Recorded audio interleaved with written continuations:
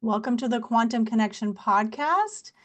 My name is Heather Crimson. I am here with my wonderful co-host Vanessa Baldwin, and we have an extraordinary guest today who's here from Europe, and her name is Cathleen Beerkens. She is the author of Your Creator Matrix: how to use optimal wellness and quantum healing to master your story and create your reality, which has won 3 different awards. Cathleen is the founder of a wellness revolution and a pioneer in the space of holistic healing. She teaches students and clients how to work with the new sciences to heal their bodies, expand their consciousness, and create the lives they truly desire. Welcome to the show, Kathleen. Oh, thank you for having me. I feel very grateful. Thank you so much. So Yeah, I'm welcome. so excited to have you, Kathleen, and chat with you today. Your book is really, really inspirational. It opens like a whole new world of possibilities for people, as long as they can kind of wrap their brains around all of that, right? So definitely something to get your hands on, and I highly recommend reading and really learn how you can create your own reality, right? You are in control. You are in the driver's seat. That's the whole thing here, right? And of course, I want to know, I mean, I know a little bit from your book, right? But I want the audience and the listeners to know, like, well, how did you get started on this journey, even into holistic health and healing, right? How did that Um, even occur? well, I think like as a child, I was just out of sorts. I felt like disconnected myself. I was the oldest of 6 children and I loved my family and they were amazing. But my mother was a political activist and we were constantly like working with Martin Luther King and Cesar Chavez and it was all to help humanity and everything. But I saw so much pain and suffering and so much. I used to say to my mom, she wanted justice. And I remember thinking, but I don't know if that's the most important thing. As a child, I was sort of thinking to myself, is it really about that? Like that we're going to fight till we get the justice? Because in our DNA, I explained that it is in our DNA, my DNA, to get justice Yeah. for women and everything. Because my great grandmother was a suffragette, and I take you on a journey to realize how important your DNA is and what happened before you, because it does affect us. We have never been taught this, but we do carry it on. Behaviors, limitations, everything. So as a child, I would Can I just pause just, you for 1 second? That yeah, makes me think of like as a homeopath. It's like we yeah, carry those energetic imprints, and yeah, whether energetic imprints become triggered or not is really based on like our experiences, right? And then the things that are going on, and then those beliefs get created, and our reality gets created, and then we kind of like. I also think like we allow the same things like coming into the realm over and over and over again until we actually like learn the lesson that we're intended to learn, right? Is that what you mean? absolutely. I think in the past I just have to say this. So you asked me I'm going to talk about how I got into it in a minute because this is a very important moment. We were in a dark, dark universe. I think we don't realize how dense Earth has been. So if we realize that we're right now in this amazing period of awakening where Earth is actually, and this is scientifically proven by NASA, going into what they call a photon belt, already reaching this photon belt. Like we could feel the influence in the 1960s, and we saw all the changes since the 60s. And I was a 60s child. You could feel the shift, right? It was like a big shift on Earth. And right now we're in this amazing period where in 1920, in 2020, sorry, 2020, we entered this photon belt full force. And that's when COVID hit. And so we are in a shift like no other. So I think it's about realizing that this is not an ordinary period. We are in an extraordinary time. Light is hitting us. So imagine our DNA is shifting, I believe, and it's shifting in its frequency. It's more possibilities are opening up to us. We could say our consciousness is rising rapidly, rapidly. And so as we're going through this process, and many of us are not even aware of it. We're just kind of going through it and feeling highly uncomfortable because we're feeling things, we're not sleeping, I mean, Vanessa and Heather, I don't believe there's ever been a period where we could see the problems from our ancestors like we do now. I think Mm, we were in too dark a period. That's my answer. mm, It's now the time. So that's why therapy came and coaching, and it's interesting. Yeah, Mhm. and it's Oh, just finding like I'm sorry, Heather. I just want to say one thing. Like, and I wrote this down, like as you're saying, it's interesting that you say that, like the 2020, what happened, it's like that was a huge awakening for most people who or not, and myself included, right? So that was just very eye-opening and interesting, and that has more to do with what's going on energetically within the world, not just, this thing that came around and then people woke up, but it's like this whole quantum like kind of shift is what Yeah, I would. Yeah. yeah, talk about being catapulted into you're either going to embrace, consciousness and, seeing things differently, and also just really taking charge of your own empowerment, self-empowerment, because it's like, if others don't have your best interest in mind health wise and every other way, then you might want to pay attention to, what's going on and how it's internally happening inside of you as a reflection of the outer, right? Because if you don't have that awareness, then you're just basically going to be bombarded with, exactly. everything that's That's happening outside it. of you. Yeah, that's it, Heather, that our outer reality is just coming from our inner reality. So as the light hit us and our energetic field and our DNA, we started to awaken, which we've been in a process of. And in 2020, it was, well, I have like many people I work with in Holland and they're healers. Well, I believe we're healing facilitators now, but anyway, they told me things like, COVID had a very low frequency and a very dark frequency. And many of us had been living this duality for, I mean, I believe many lives, but I believe that also many genetic, it came through the genes, as I just said. So we were living these storylines constantly. And as we were living them, we were not clearing them. So they were getting a little bit like repetitive. And now we're going to catapult, imagine, to a new way of thinking, a new way of being. And so we had to integrate to our dark side, because in duality we played both the light and the dark, and that's what we call duality. And because COVID had such a dark frequency, it was like coming, like that's why we had to be kind of quiet. We had to go alone and we had to be on our own to go in, like a yin movement, not a Mm. yang movement. We had to stop that to have the moment in 2020, 21, 22, it went on, right? The more you resisted the dark, the more you had to have the experience of the COVID. So it's like everything serves us, even a virus. So I think you have to look at, like, we create everything from a higher, you look at a higher level. And so I never look at it. The first thing you have to do is not like judge things, to start looking at, why did we go through this? Why did we went through it. The whole world went through it. It's amazing. Just think of that. That's so incredible. So yeah, I think many are now more integrated and they're more, you would say their frequency is higher after this experience. Like the world got an upgrade, really, right? And that's the thing, that everything happens for us, not, instead of just like we would think of everything as a negative, right? It's happening for you, though. How can it be happening for humanity? How could it be happening for us, right?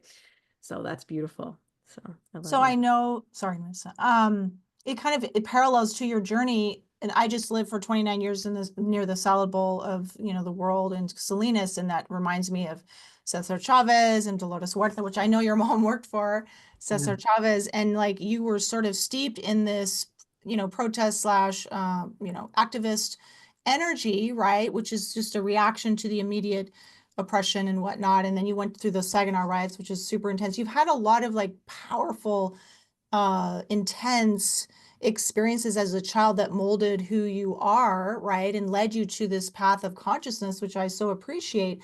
How did you get from like that and then to nursing? I understand that you went into nursing because, right, when you went into the hospital, you had this sort of a like really spiritual Yeah, it was experience, weird. right? Yeah, and that was really, really touching to read. And now you have your book and now you're training, right, people to bring this medicine to the world. So help us understand like Yeah, the the shift. between parts. Yeah. So I think, first of all, nothing is by accident. So I think my mother, she was like very much sensitive in our line there in our genetics, to the slavery idea. The fact that women at the turn of the last century were not free, and that and there was a lot of pain that women endured from losing children, from taking full responsibility, especially in the United States as pioneers crossing the United States. I mean, we just don't really understand the full extent of what that was like, because imagine you're in war, you're in the American Revolution, and then you're going towards the middle of the country and all they had to endure. So that was one line of mine, and the other one on her side was a Jewish line. And my father's line was from later, like at the turn of the last century, Italy and Ireland. So yeah, Americans have to understand that we're coming together and we're like a melting pot of DNA that never happened before on this planet, ever.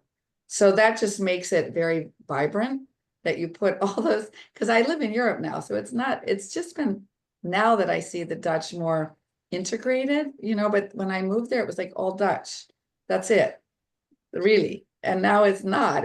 There were a lot of Americans there, but not really like I see now, more integrated. It's different now. So we see that Europe's coming along, but they're the old country. Anyway, how did I get into this? I think as a child, I could see things, I could feel things. I had certain abilities, but nobody recognized them.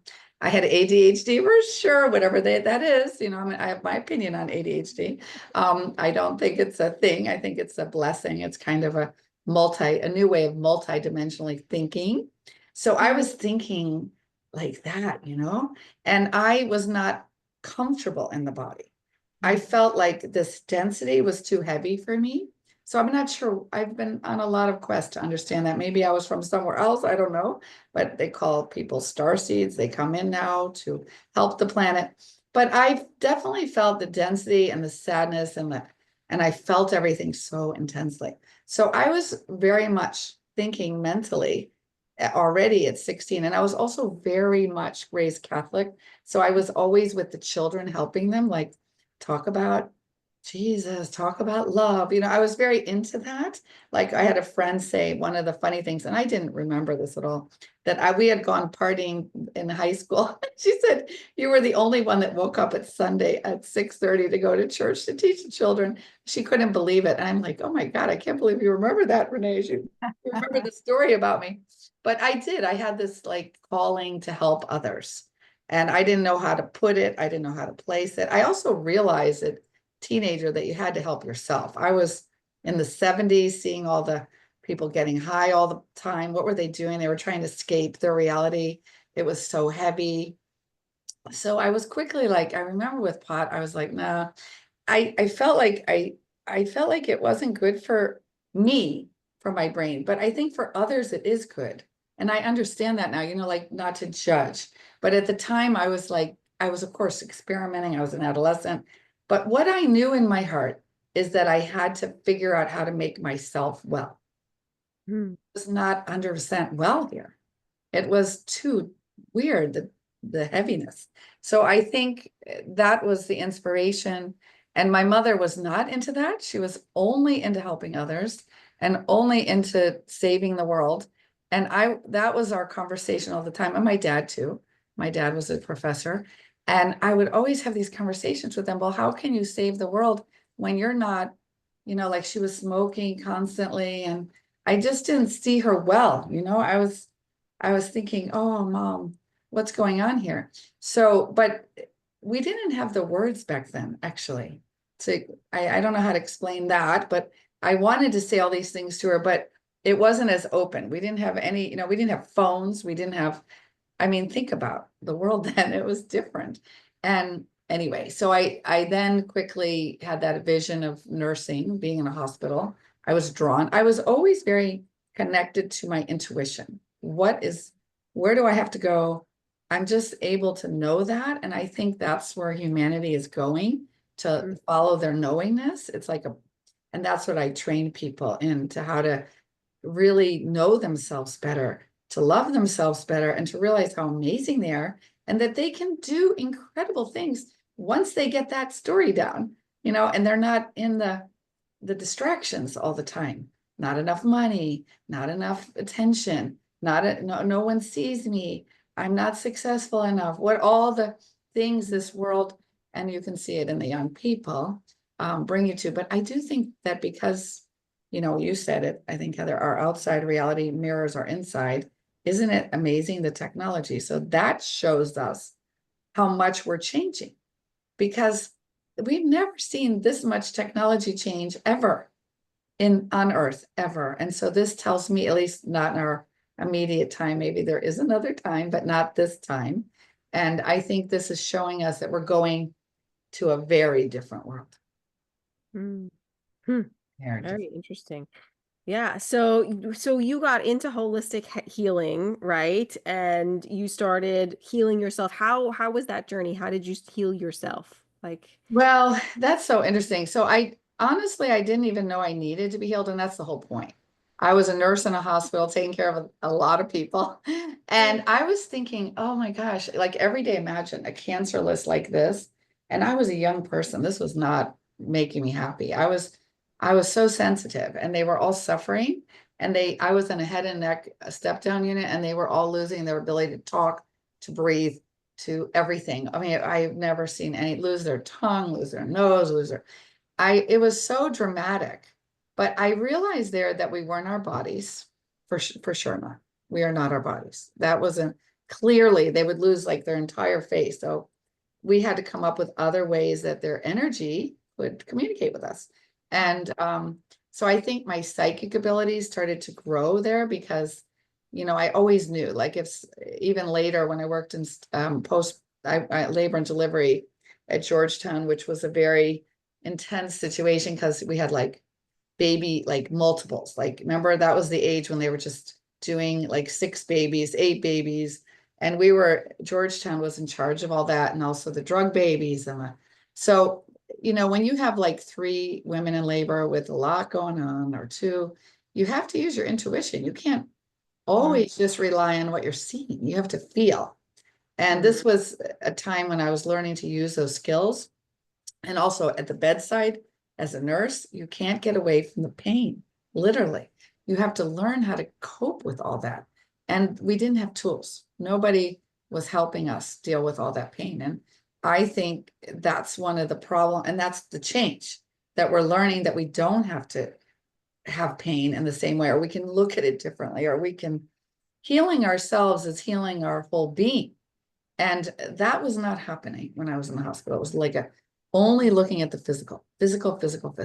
So I was left, and I had a whole family of doctors and everything. So I really thought I was doing the best thing, and I did my best, but I had a complete burnout after 12 years. And I thought, wow, this is not good, that I'm not a good mother now. My child's sick. I've caused my behavior, not listening to my body, and doing all these like 15-hour, 16-hour shifts. And we talk about slavery, right? It's like, what? And I was sitting there with a baby, and then my baby had trouble. So there I had to cope. And that crisis of my son being so sick for the first 2 years of life, trying to figure out what I had done, where was the disconnect, and then I realized that there were a lot of things, many on the physical, but actually, this is so cool, Heather and Vanessa, because you guys are homeopaths. I got the most help with him from a cranial osteopath at the beginning, and then a classical homeopathy doctor. So his life changed. And that made me think, okay, I had done all the Western medicine. I had done everything for him, all of it. It didn't work. 2 years suffering. He had severe asthma and everything. Then I start this little thing. I go to this cranial osteopath. He says to me, your son was born, he knew, by C-section, and I feel it in the head. It's like his head for 2 days was like this. And so then he had to be a C-section. And he said, when babies don't come through the birth canal, they don't get molded, their brain, and they get stuck, their energy. And then that was the first time I thought energy. I never realized that was influencing his health. Then the classical homeopathy doctor said he was getting all like eczema and allergies and everything. And she treated him. And I think one time it all went away. So I had to start thinking, wow, what's happening here? But it was more than that. I moved to Holland in the middle, and the Dutch were very progressive. They're very feminine energy on one level, others not, but on this one level, yes. And I had never been exposed to kinesiology. I had never My mother-in-law had a best friend who was a kinesiologist, an older woman, like really psychic, very special woman. She became like a mother to me there. She's now in the other realms. But she helped me to understand that we can ask the body questions and we can get our own answers. So that was the first idea of self-healing. Yeah. Oh, wow, I can self-heal. I can actually, and I didn't trust at the beginning. Now I'm really good at it, but it's like an evolution to trust this energy, right? And so, but you both probably have to trust when you're working with clients, true? Oh, 1,000,000%. And even on my own healing journey, learning to trust myself because we're so trained. Like I come from a very conventional background. Like we're literally trained to think to go outside of ourselves to heal. We're not trained that we can self-heal. Like we're like you're sick, you need something else. You need to squelch those symptoms. You need to take the antibiotic. You need to take this. Like fear the symptoms. The symptoms are bad. You have to stop them. And we're also not told, we're not told that we're connected. Like we're not even connecting the mental emotional to the physical, let alone that we're connected to everything else in the whole quantum field. That we're not taught that, that's for sure. So that's a whole learning and reconditioning and re-understanding.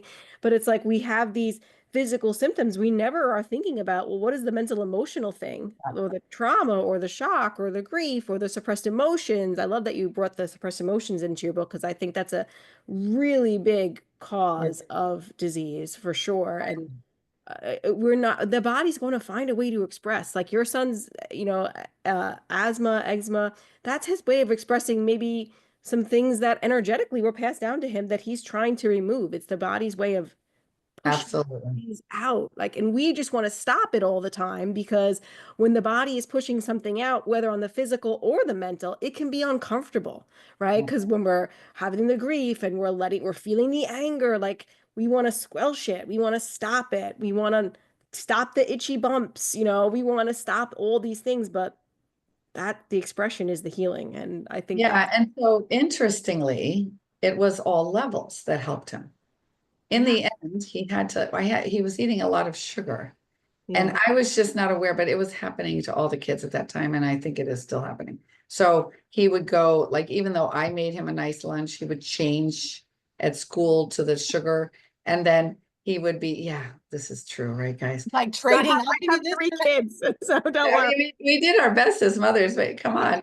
And so I went to a lady who looked, an orthomolecular therapist who looked at what like the vitamins, looking in the body through frequency machine, what is lacking, what is too much. And so we put him on a regime of no sugar for a year with one thing. We said he's allowed sugar on Sundays, so that was okay. And then he had to, yeah. And then, of course, we had the classical homeopathy. We had all the help with the kinesiologist. So we were helping him. But within 1 year, he had no asthma, no eczema. He seemed better. But there was something that came up. And I want to bring this up because when I delivered him, it was traumatic for him. Yeah. Because it was 2 days of labor, and I was a labor and delivery nurse getting treated by people that love me. That's never a good idea. So they're all doctors who are my friends, colleagues, and they were like, you'll be fine, you'll deliver that, your mother had 6 kids, but it doesn't always work that way. And they wanted me so badly to deliver vaginally, but it wasn't going to happen. And I ended up with a C-section, and he ended up in fetal distress, and he ended up with meconium, all the problems you can imagine. And then they took him from me.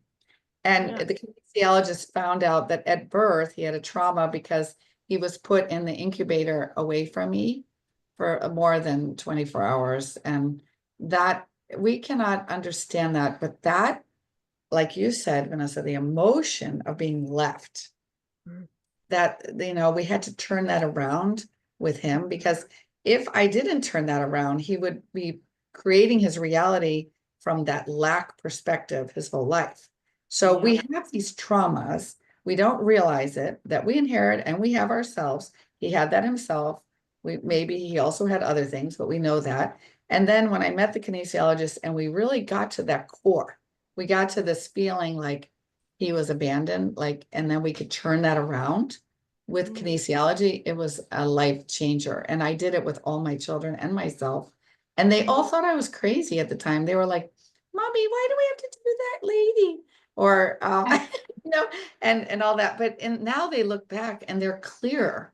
As adults, they're more effective. They don't create their reality from lack or fear or. So if you're listening, like I want to speak to your audience, if you're it, I always say this, if you're listening and your reality is not what you want, like things that are showing up in your life they're not what you really want, then you have to do the work to clear the inner work. You have to do the inner work, and you can get help now. There's so many people like Vanessa and Heather, but also I did that work for many years, helping people heal those things. And I teach now my students to help others, because coaching is a wonderful way of helping people reflect and clear those limiting beliefs and fears and things that they don't need. You know, it doesn't always have to be a trauma, right? It can just be these little things that create a big thing. Yeah, I mean, the energetic pattern is always going to be presenting to us some opportunity, some portal, reflect back to us what needs to be healed. And I look at your experience with your son, kind of a parallel process and in a symbiotic process, Kathleen, in that energetic disconnect that happened at birth, right, was manifesting all along the way and was basically sending you a message that something needed to be healed, and his body was expressing it.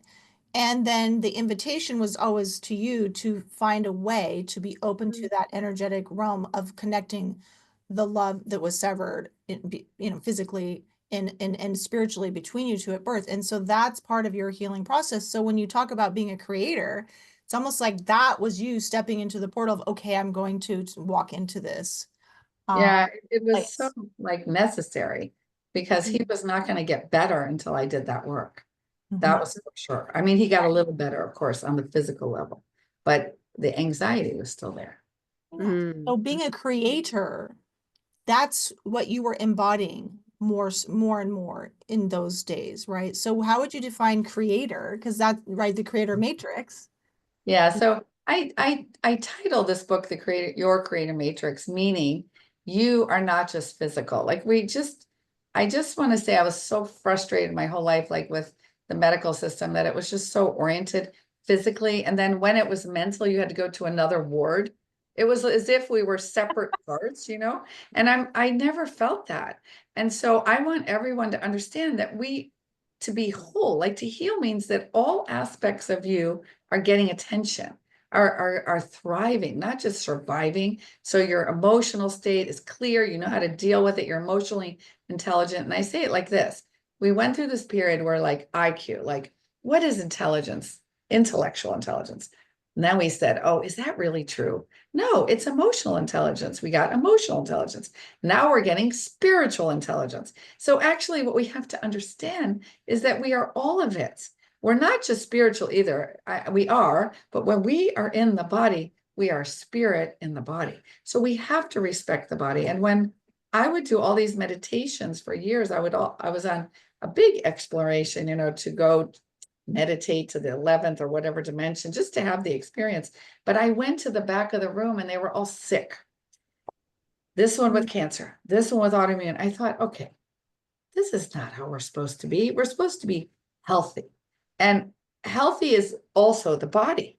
So you can't deny the body, but you can't just focus on the body and not really get to the base, the core of what's going on with the being. And as you said, Vanessa, the emotional part, but also that spiritual part. Are we connected to our source?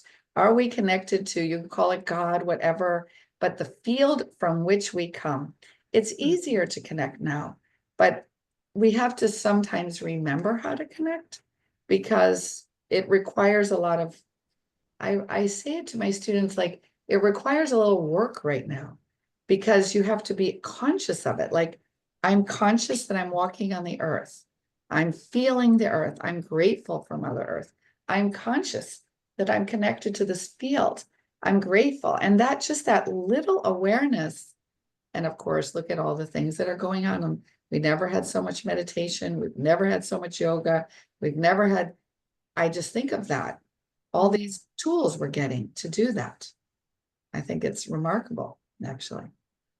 Yeah. And Heather and I talk a lot about connecting back to nature. And I think that if you connect back to nature, that's going to also help. I found that for sure. Like that was a big part of my healing journey is reconnecting back to nature, like realizing that every day the sun rises every day and it gives me a new opportunity and I can connect to that. And it's always there, right? Like, and I can always go and put my feet on the grass and, just be in nature and like realize that like you are nature, you like are a part of nature. And I feel like that alone, that spiritual connection, that connection to the field alone will then elevate other connections for you. Like, because I think a lot of us are walking around so disconnected because A, we're wearing rubber sole shoes and we're never outside, we're living indoors. Like, so then you just become Connected to disconnected. this.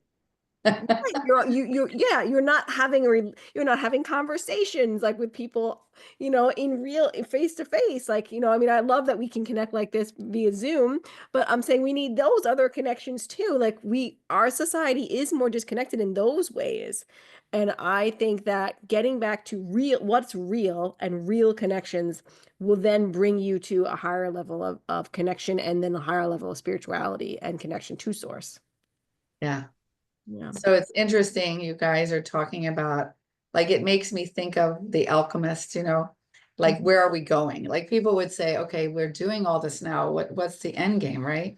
But it's not really an end game. It's just we are in this evolutionary shift. So then the people will say, well, what does that mean? Like, where are we really going? And so in the book, I go on an exploration of 3 density to 4th density to 5th density. Mm. And I find that that exactly what you just said, Vanessa, like, okay, if we're going to really get superpowers, like perhaps that's going to happen. I believe that could happen. Like we have these 5 senses, but we're now developing other senses like clairvoyance, clairaudience, I mean, I could go through them all. I go through them in the book, but as we're going and developing these, I play with this with my students. So I say, all right, I'm going to spray a scent in the field right here. And I want all of you to tell me, any of you, who smells it there? Because we're not in the same room. No. And they smell it. They're like, I smell geraniums. So that's clear, that's clear where your heightened sense of smell. Clairalience that is what said. Oh, okay. But there's all kinds of senses that are going to be developing. Mm-hmm. As we develop, we're going to realize that everything is frequency, as you guys both know. And that as we connect to certain types of things, like materialistic things, and also matter, all of it's divine. All of it's, even if we made it, it's divine, believe me. And as we connect to it, we can become it, that frequency. So yeah, isn't it funny? So when Jesus was saying, I mean, and I just give Jesus because it was an example of, for me as a child, that he could walk on water, he could do all these things. You're like, that's not true. How could he do that? But you could see that in the future, and that's kind of wild to think about, that we could get these abilities because as we think of the water, we become the water, we can be so in tune with those elements, and then we can kind of master them. It's kind of our next project. So, but people will say, oh, that's crazy. That's just magic. That's not true. I can't imagine. But quantum physics is showing us that's true. When you mentioned plasma in your book, so, we don't think of the plasma ether and how that's the medium in which everything is connected, right? And so our bodies are interfacing with that, and we have to think of ourselves not as just, like you said, Kathleen, in the physical body, but how are all aspects of ourselves as energetic beings interfacing with all that is around us, and we're part of all that. So, and like you said, it's all divine. So there's a lot to digest here. And speaking of digestion, in your book, you mentioned that there's 4 stages of healthy digestion. And I'd like you just to share a little bit about that with our audience. Yeah, so we are creators. We're co-creating our reality with source, and we're constantly, even if we don't realize it, everything in our life we've sort of allowed. We need the story, let's say. I teach my students this, you need the story. So we have a process called yin and yang in our creative cycles. And we need to do both, but our world is much more about the yang, the outward, and it has been like that. Like honestly, when I was young, I was like, ooh, go in nature. How boring. Like no one was teaching us about that. It was not important. And we didn't know about yin. It was just like some weirdo like Maharishi talking about this kind of yogi meditation, and everybody put him down and thought he was weird. But in the end, look at what's happening now, right? So the yin and the yang are really powerful. So let's go through it. We want to create something. You want to bring something into your reality. You're like, I want a new job. So you go out in the world, but you first think, is there some thinking? What kind of job? What would I like? What would make me happy? What would I like to pursue? You start to pursue. That is yang. That is going in the world. We are getting that job. You start to do things to bring that into your reality. Then you start to hear, oh, this one wants you, that one doesn't, whatever. You get the job. Okay, manifestation has happened. But what happens is that many people, they never take the time to digest that, to go into the yin, to become it. Like, oh, I just manifested that. And our bodies are designed, our whole digestion is designed so we can digest what we have created. And also on a physical level, on an emotional level, on a spiritual level, on all levels, we need to take the time to digest. So this is one trap, that people don't take the time to quiet down, to go in and digest. And I give an example of in my life when I started taking yoga, and I would do this pose and then I would start crying. I was shocked. Why am I just bending over for like, and then I cry? Where's this coming from? But see, we're multidimensional. So I didn't take the time to digest that emotion. So it was just hanging out. So I had to let it go. And the yoga allowed me to let it go. But I didn't know about that then. I was just experiencing it to learn it. And I think a lot of us have to, you can hear me today, but you have to kind of go through these things yourself to really become it. So the yin is very important, but we don't do it enough. And so what we do is we keep going into yang. Oh no, the next thing and the next thing. And we start getting huge stomachs because we have not digested the first creations. And maybe they were traumatic. Maybe we had like a trauma, like we went and got a job and we hated the boss and we felt inferior and we had all these limiting beliefs in that job. And to go in and digest would be too much. And we went and saw at that time a psychiatrist, and I'm not putting them down, but at that time on the planet, we were just going back, right?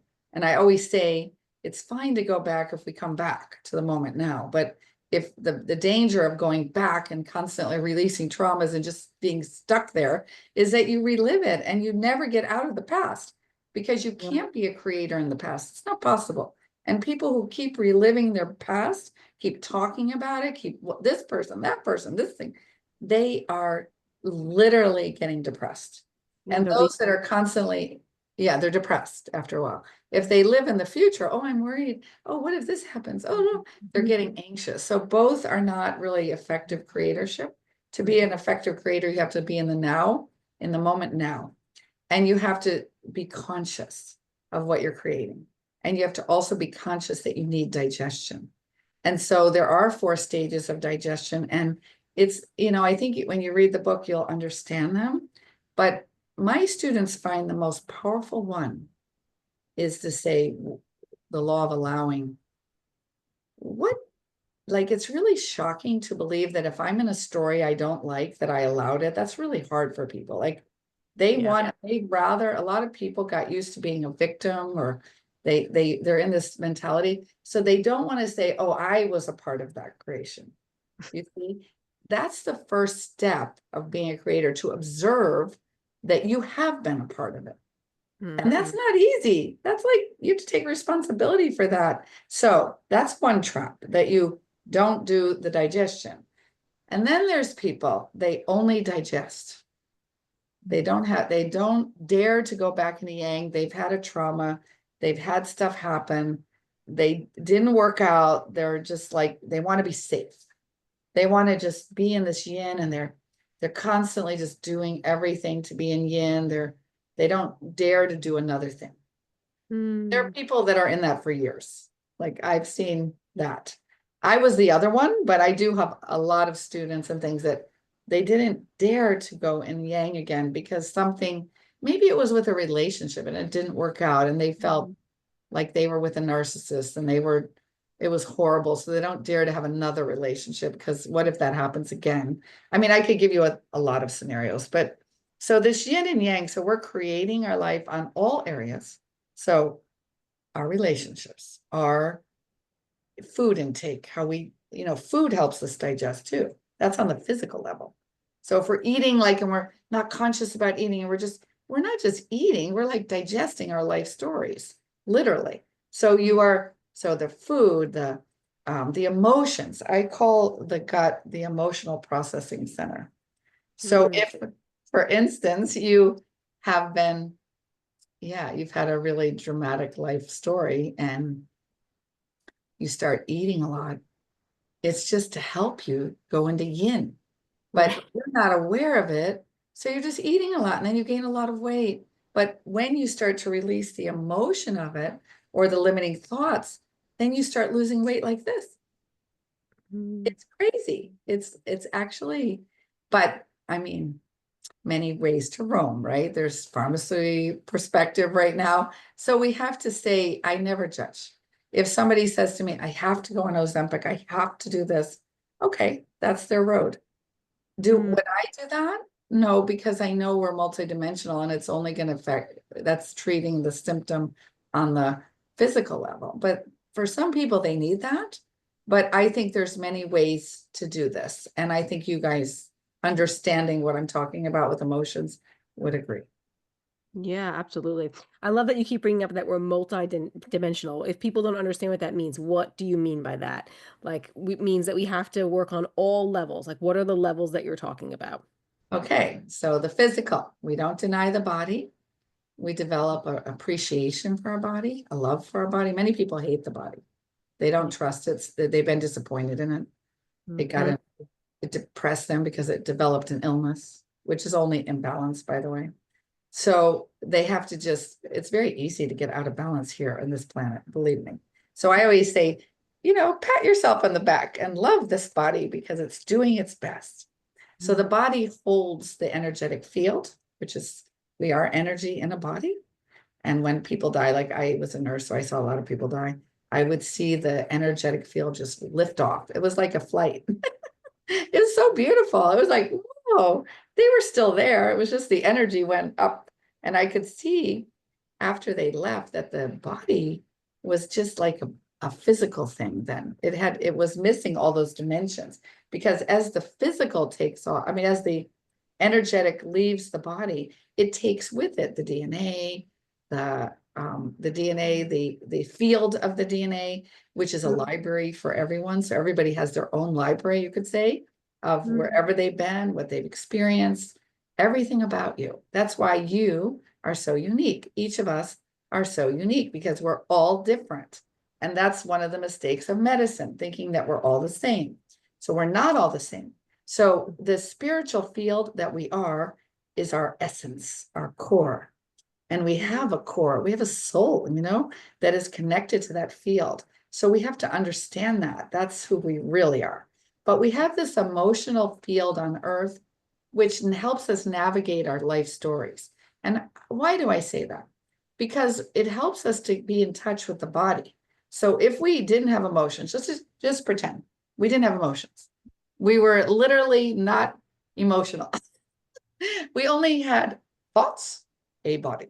Whoa, what a difference, right? Would we ever really know how we were affecting people? Would we ever know if we had overdone it in our legs that day, or we might have a little pain, but we wouldn't have the emotion of, oh, I'm so tired of life. I did a little too much, this connection.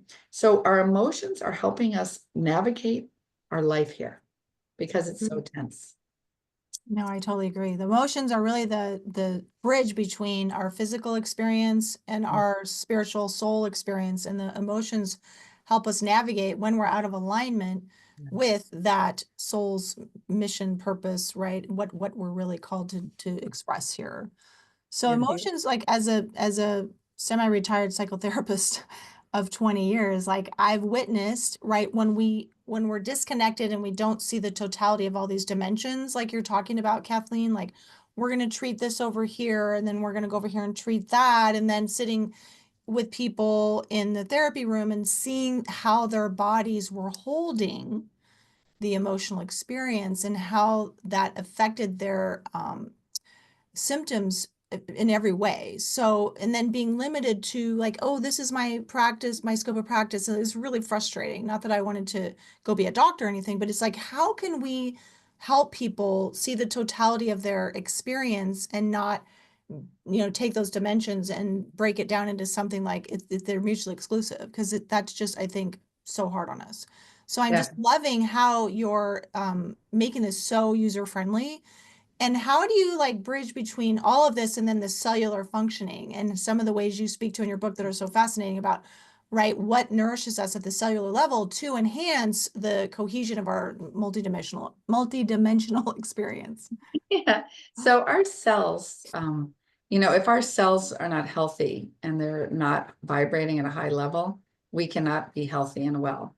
And it's not just the cells, it's also the biofields. So I take people on a journey to understand that the cells are multidimensional. So they've got a field around them of frequency.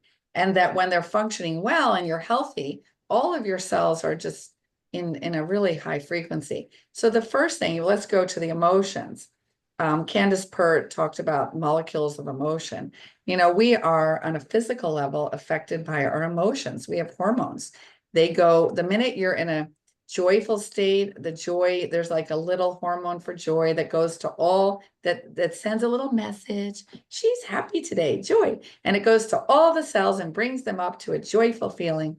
And that's really true.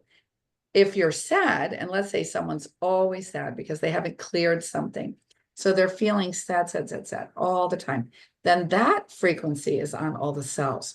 Well, what epigenetics is showing us, and that's one of the sciences I talk about, epi means above genetics. So when I was in nursing school and a nurse, they would just talk about genetics. If I went to the doctor and I had a stomach ache, they would say, oh, I'm so sorry. I would say, do I have to eat differently? They would say, no, that's just genetic.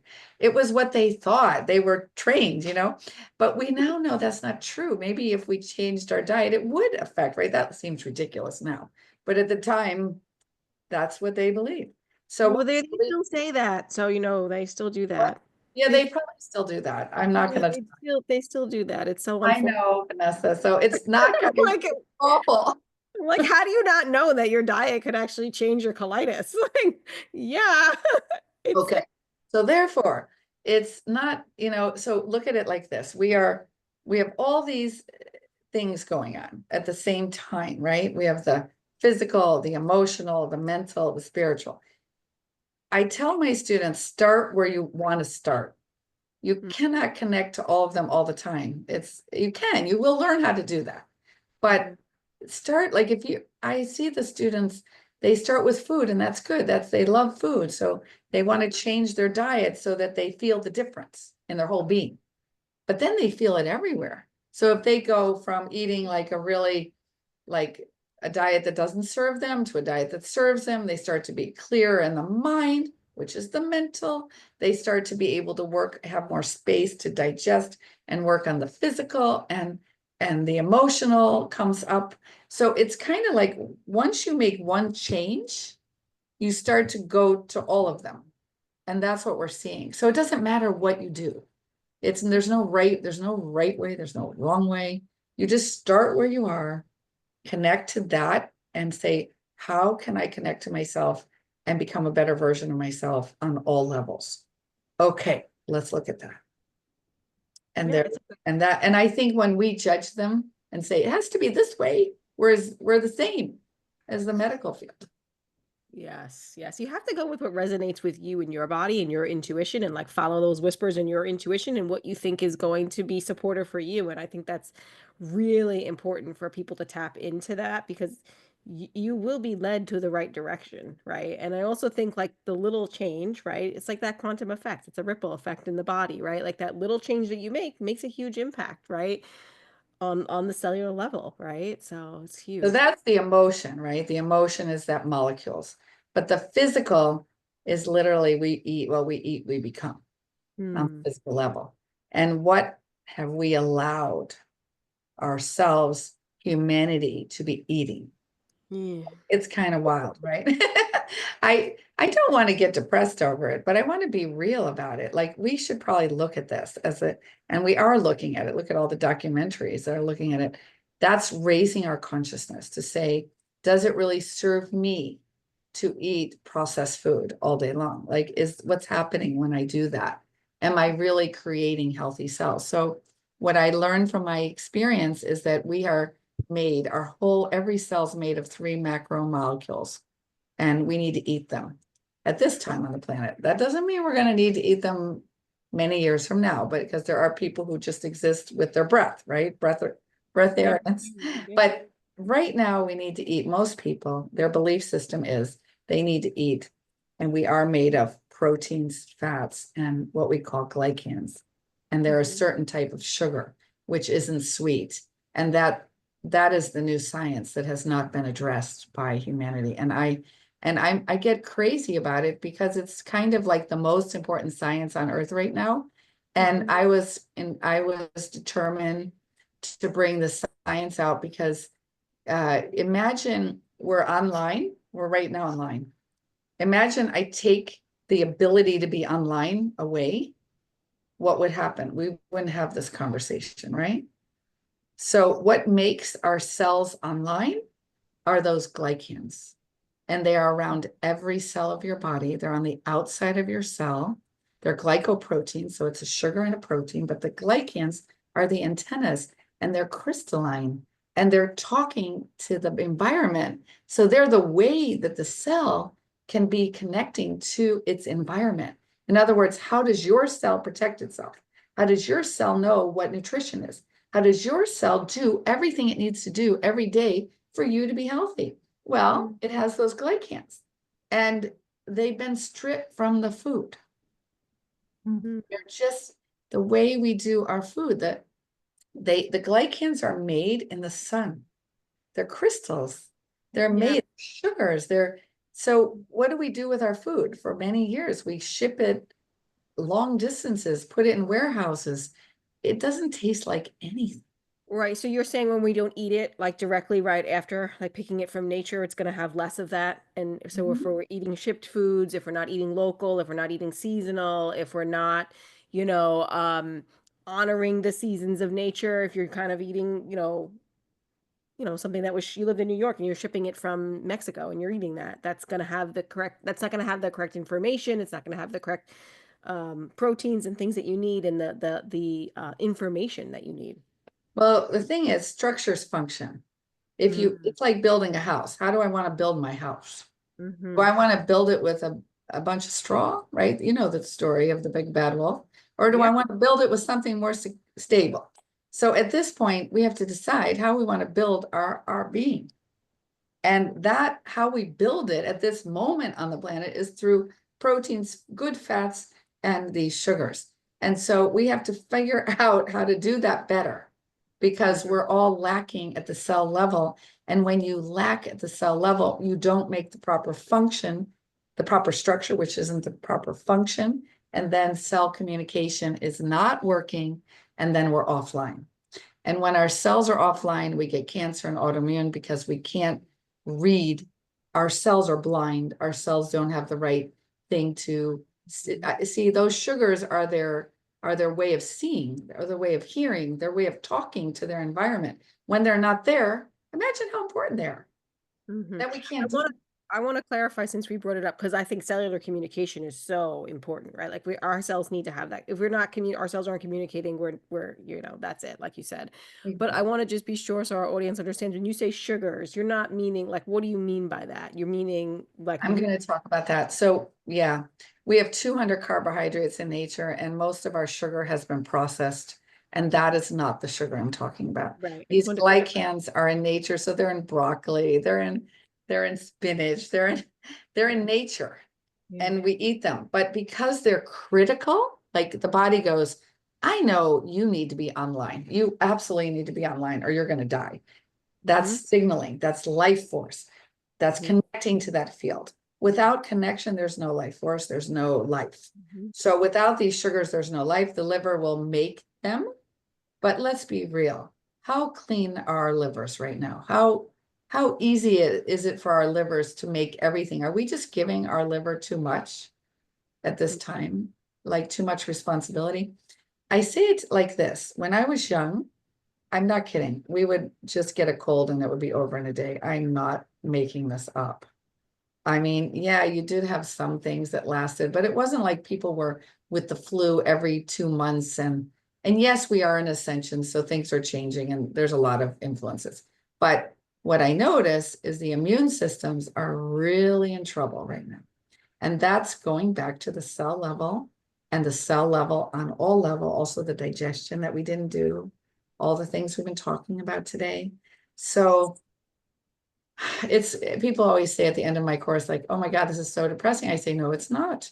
We have to know what we're dealing with before we can start to make the world a better place. So start somewhere. Just start. Right. It's empowering. You have the information now, so you can then make the change, be the example, be the leader, show others, right? How to show up, right?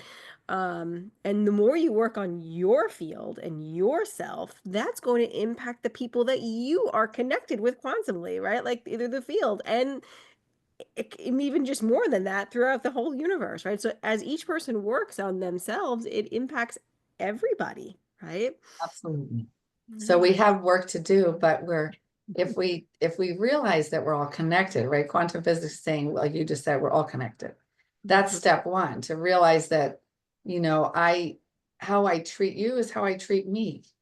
And how I love you is how I love me. But I have to love me first. I cannot love you if I don't love me. And what does love mean? Love means like working on like really appreciating yourself for being here on earth. It's not easy. This is like a school where you're challenged every day. So wow, look at how great I'm doing today. I'm amazing. And that's like love for yourself. But most people, they don't have love for themselves and they try to get the love from something outside themselves. And that's never going to work. It's like an illusion. So yeah, this is a big thing that I'm ending. I mean, this is like huge, this thing I'm saying now, because you could really write novels and many people are writing books on just how can we love ourselves more and more deeply. That's part of the mission you're bringing in with your training programs and helping coaches bring this to the world, is realizing that we are love. That is what our energy is love. So it's such a beautiful way to end. I know we're coming up on the end of your time and there's so much more we could cover. It's just so rich and robust. And if people want to know more, they can get your book, your Creator Matrix. There's much more that you cover in there, Kathleen. What I'd like you to do is just one parting word, statement of wisdom, and then where can people find you and work with you or get trained by you? Yeah, so I would encourage everybody to start just observing. Just observe yourself, your thoughts, your emotional state every day, your feelings, your body. Feel your body. What is your body needing right now? Like just start asking and observing yourself. And I think that that's my final words because if we all did that, imagine the world would go into a better state, right? Because we'd be doing the inner work. So if everyone just started to observe, and I think where people can be trained, I offer a course right now I train coaches at a very high level in holistic coaching, health and wellness coaching, and they get trained. And my mission is to help the mainstream medicine. So I believe that we need a lot of holistic coaches to work with people one-on-one to do the healing that we're all going to have to do. And it has to be self-healing in the future. So that doesn't mean we can't have other ways, we can, but ultimately to bring all of our creator matrix together and be totally in harmony, we need to do the work. We can't rely on others to do it for us. And so we need to have this mainstream medicine start to go in that way and get support and love and not criticize them, because they are just a product of all that we have been. But we have to say, okay, so what I did was I have the highest certifications for the National Board of Health and Wellness Coaching, which helps all my students get into the medical field if they want it. They don't have to, they can start their own business, or ICF, which helps businesses also be healthy, because to be honest with you, the business world needs some help too. And I think that, yeah, so a wellness revolution, but I'm going to be offering within a year a course on self-healing. I want to help people all over the world to learn how to master their energy, to learn how to heal and get techniques on a very high level, body, like your creator matrix, it'll be called, and it'll be body, mind, spirit, and even your soul healing. So we will address all of that in that course, but that's more of a healing course. And the coaching course is more people who really are also on a healing journey, but they really are ready for a new career. One time we had 7, can you imagine, 7 PhDs a few cohorts ago who got dismissed from artificial intelligence, their job, because they're scientists, so they weren't needed anymore, or whatever. They had all these reasons, but that was one of the main ones. And or they were fed up and they just weren't happy with their life. They felt like they weren't fulfilled anymore. But they are now, like, I see people come in from lawyers, doctors, nurses, moms, dads come in and they say, I just want to learn these skills. And what they say at the end of the course is that everything's on a much different frequency. Mostly their relationships, they're much better. Wow. Love Yeah, it. they know how to speak and listen, because listening is not easy. Yeah, really. Yep. Well, healthy relationships are so important, right? That's a good one. Yeah. Well, Kathleen, this has been really amazing. We really enjoyed your conversation with you, and I know our listeners gained a lot of value from this. I hope they pick up your book, and if they're a practitioner or if they just want to learn, they can learn from you. So thank you so much for coming on the show. We really appreciate it. And yeah, thanks everybody.